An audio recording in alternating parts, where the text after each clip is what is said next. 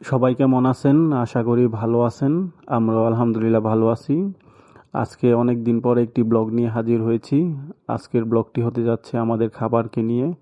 আমরা সবাই একসাথে মিলেমিশে ইলিশ দিয়ে খিচুড়ি খাচ্ছি। আর উনি হচ্ছে ইলিশের স্পন্সর। উনি সুদূর চাঁদপুর থেকে আমাদের জন্য 20টা ইলিশ নিয়ে আসছেন। ওনাকে বলেছিলাম, আপনার গ্রামের বাড়ি তো চাঁদপুর, আপনি আমাদেরকে চাঁদপুরের ইলিশ খাওয়ান। উনিও সেই কথা মতো আমাদের সবার জন্য 20টা ইলিশ নিয়ে আসছেন, সাথে কিছু পোয়া মাছ। সেই পোয়া মাছ আর ইলিশ দিয়ে রান্না করে আমরা সবাই একসাথে খাচ্ছি। এই যে মিস্টার সাব্বির গদা, জকারিয়া গদা, এটা হচ্ছে পলাশ গদা, সবাই এখানে গদা, সব গদাই মিলে এখানে আমরা রান্না করে খাচ্ছি। এটা তারেক গদা। তারেক গদা শুধু খই খই ফই ফই করে। এটা হচ্ছে আফ্রিক গদা। আফ্রিক গদাকে জিজ্ঞেস করেছিলাম ইলিশ মাছ খেতে কেমন, সে বলেছে দারুণ। এটা হচ্ছে আমাদের প্রমি গদা। প্রমি ডিম খাচ্ছে, ইলিশ খাচ্ছে, পোয়া মাছ খাচ্ছে।